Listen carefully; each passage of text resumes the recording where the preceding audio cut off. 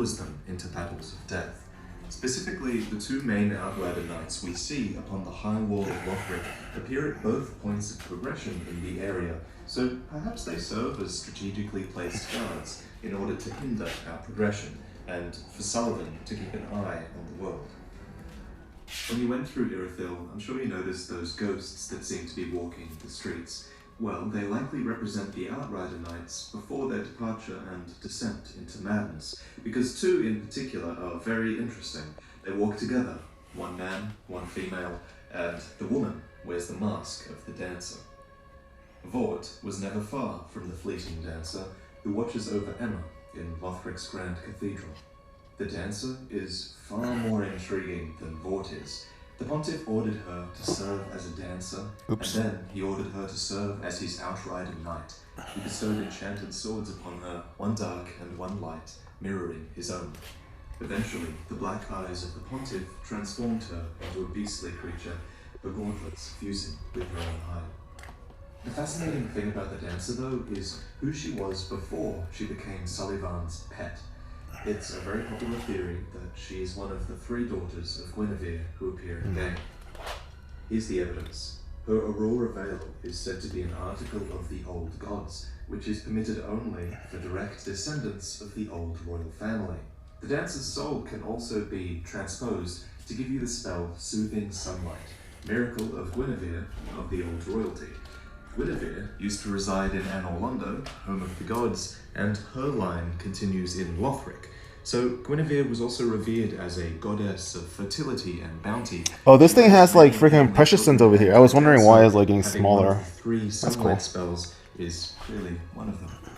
And of course, as you know, Pontiff Sullivan, the tyrant, now rules over Irithyll and Anor Londo, so it's my belief that Sullivan gained power within Anor Londo, then proclaimed himself Pontiff, and ordered Guinevere's daughter to serve as his dancer and then Outrider Knight.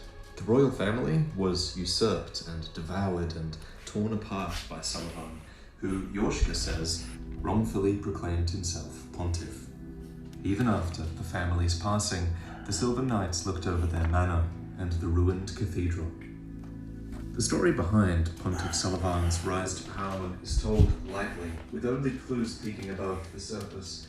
But in a nutshell, I believe Pontiff Sullivan took over Anor Londo from within, probably with the help of the Deacons of the Deep. The only ones in his way were the Dark Moon Knights. The Dark Moon Knights were once led by my elder brother, the Dark Sun Gwyntalin, but he was stricken by illness, and leadership of the Knights fell to me. Then Sullivan wrongfully proclaimed himself Pontiff and took me prisoner. Or where could my dear brother be? So when I say that Pontiff Sullivan took over Anor Londo from within, it is speculation on my part, but my reasoning is that he knew of Gwyndolin, and he knew of Yorshka, and he wrongfully proclaimed himself Pontiff, which all imply that he was a part of the system already. A Pontiff is essentially a high priest, and the miracles, the weaponry, and the rings of the Dark Moon all rely on faith. Additionally, there's a bit more evidence that the Pontiff was a part of the Dark Moon system already. The sword in his left hand is a ceremonial sword representing the judgment of the moon. However, its magic is far closer to sorcery than any existing lunar power. Its dark blue hues, deeper than the darkest moon, reflect Sorcerer Sullivan's true nature. Yorshka calls Sullivan a tyrant, which can mean someone who elects themselves ruler without legal right.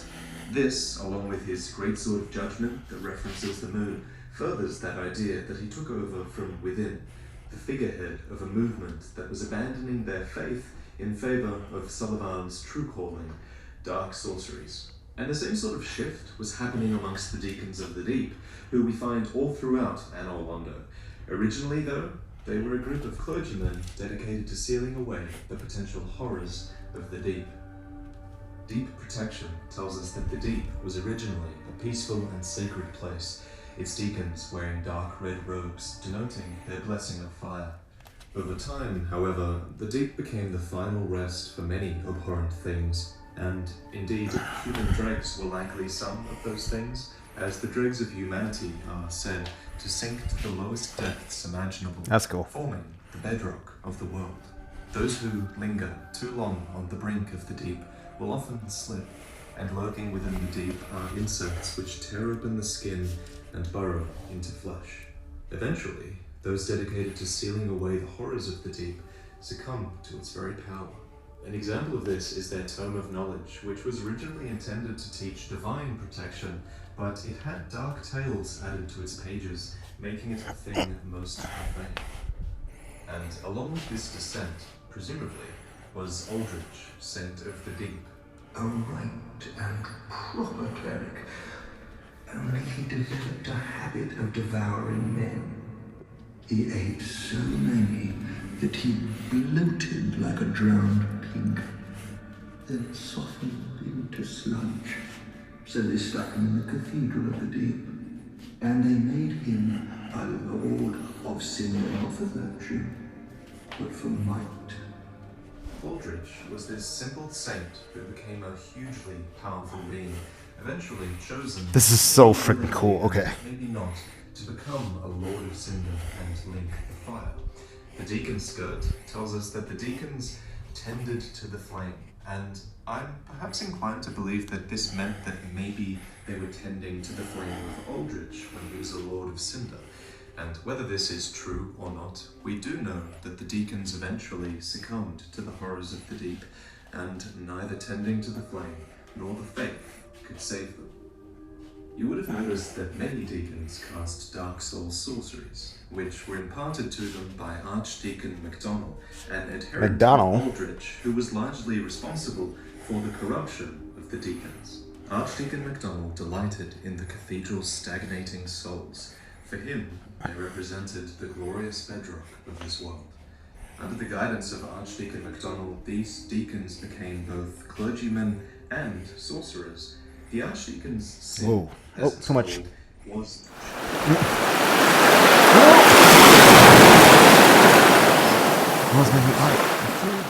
a catalyst of dark sorceries.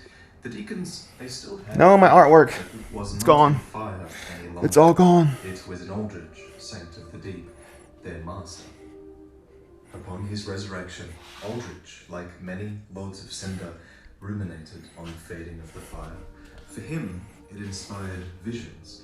He saw beyond the age of fire to the age of deep waters and the coming age of the deep sea. Filled with new purpose, he knew what he had to do. He would devour the gods himself. When we get to the Deacons of the Deep, we expect to find Aldrich in his coffin, but he's already left for his home in the Boreal Valley. The deacons here are led by Archdeacon Royce, who is one of the 3 archdeacons who remained behind to keep eternal watch over his master's coffin, hoping that one day he would return. Aldrich left behind a small doll in his coffin that Pontiff Sullivan gave to his most valued subjects. Wherever you go, the moon sets in Irithyll. Wherever you may That's really cool. Irithyll is your Golden poop. When Aldrich left, Archdeacon MacDonald went with him. We come across MacDonald in the depths of Anor Londo, and MacDonald, like many other deacons, is obese. He's huge, and I see that as a legacy of Aldrich, who derived power from gluttony, Voila! really mimicking him. In Anor Londo, Archdeacon MacDonald came to lead the Aldrich faithful, who are defenders, who exist to ensure that Aldrich, devourer of gods, remains undisturbed. And when we come across Aldrich, we realize why he wants to be undisturbed. Because Pontiff Sullivan, with a devourer of gods by his side, has imprisoned a god of the old royalty in the abandoned cathedral to be fed to the devourer. Gwendolyn, son of Gwyn and That's cool. prior leader of the Dark Moon Knights, was